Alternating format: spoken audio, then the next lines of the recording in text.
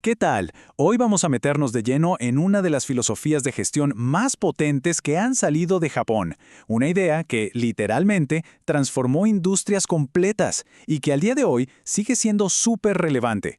Estamos hablando del Kaizen, y vamos a descubrir por qué es mucho, pero mucho más que una simple palabra de moda. Para entender bien qué es el Kaizen, primero tenemos que hacer un pequeño viaje en el tiempo. Vámonos a la época justo después de la Segunda Guerra Mundial, un momento de una necesidad increíble y a la vez de un cambio radical para Japón. La pregunta que tuvo al mundo entero rascándose la cabeza durante décadas era esta: ¿cómo lo hizo? ¿Cómo una nación, con recursos naturales muy limitados, se reconstruyó para llegar a ser una potencia económica a nivel mundial? Miren, para la década de los 80, estas marcas no es que fueran conocidas, eran dominantes. Invadieron los mercados de todo el mundo, con productos de una calidad y una fiabilidad impresionantes. Y una parte enorme de ese éxito se debía a una filosofía de trabajo que todos compartían. Y la respuesta a esa gran pregunta, uno de los secretos de su ventaja competitiva, se puede resumir en una sola palabra: Kaizen. Pero a ver, ¿qué significa realmente Kaizen? Porque detrás de esta palabra hay mucho más que una simple estrategia de negocios, ¿eh? Es toda una filosofía.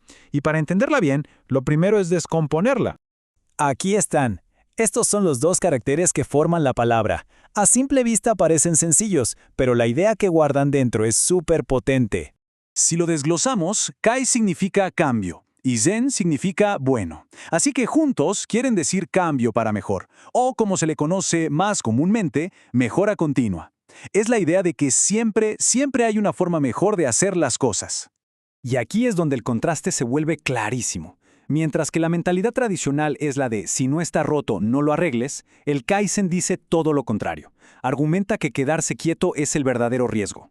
La mejora no es algo que haces solo cuando aparece un problema, es una actividad de todos los días. Ahora, de esta cita del autor Masaki Imai, hay dos palabras que son clave. Primero, progresivo. Ojo, se trata de pequeños pasos, no de saltos gigantescos. Y segundo, todos, porque en el Kaizen la mejora es responsabilidad de cada una de las personas en la organización. Y este gráfico lo ilustra a la perfección. En este modelo, la innovación, o sea, los grandes cambios, son cosa de la alta dirección. El mantenimiento de los estándares es trabajo de los supervisores y de los trabajadores. Pero el Kaizen es el puente. Ocupa ese espacio en medio e involucra a todo el mundo, desde el director general hasta el trabajador de la línea de producción. Muy bien. Entonces, si el Kaizen involucra a todos, ¿cómo se lleva a la práctica? Bueno, no es una sola herramienta, es algo mucho más grande. La mejor forma de imaginárselo es como un gran paraguas. El Kaizen es el marco, la filosofía, que protege y le da un propósito a un montón de herramientas y metodologías específicas. Y debajo de este paraguas encontramos conceptos que seguro nos suenan, desde eliminar todo lo que no agrega valor, lo que se conoce como muda, hasta los famosos círculos de calidad, donde pequeños grupos se juntan a resolver problemas.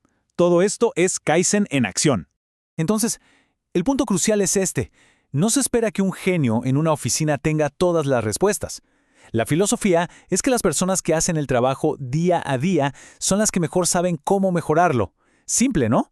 Para que nos demos una idea de la escala real de esto, hay que ver este número: 6 millones. Exacto, 6 millones de sugerencias de mejora de los propios empleados, en una sola empresa y en un solo año. Y no hablamos de ideas revolucionarias, ¿eh? Eran pequeños ajustes que, uno tras otro, sumados, generaban un impacto masivo. Pero el Kaizen va más allá de la eficiencia de una fábrica. En su nivel más profundo, tiene una lección importantísima sobre el beneficio para la sociedad en general. Suena como una contradicción, ¿verdad? ¿Cómo es posible que algo que está dentro de las reglas pueda causar un problema gigantesco? Vamos a ver un caso que es fascinante. La historia es así. Una compañía de teléfonos pidió cables de cobre con una resistencia muy específica.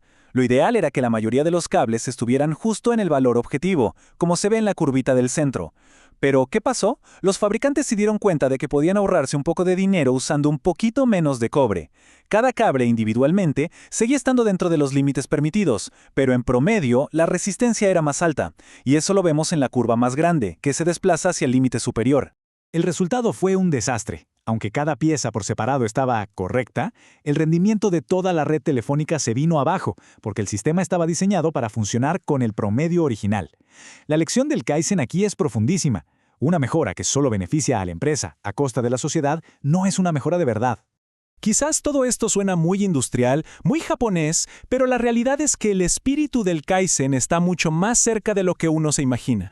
Aunque muchas empresas no usen la palabra Kaizen como tal, sus principios básicos de empoderar a la gente, de trabajar en equipo y de buscar siempre mejorar se han esparcido por todo el mundo.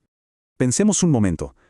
Cada vez que se arma un equipo para resolver un problema, o que se pide la opinión de la gente para mejorar un proceso, o incluso cuando las empresas invierten en crear un mejor lugar para trabajar, todo eso, en el fondo, es la filosofía Kaizen en acción. Y esto nos lleva a una reflexión final. El Kaizen no es solo para las grandes corporaciones. Es una mentalidad que se puede aplicar en cualquier lado. La pregunta que queda en el aire es, ¿dónde, en la vida diaria o en el trabajo, se podría aplicar un pequeño cambio para mejor? La respuesta podría ser el inicio de algo muy grande.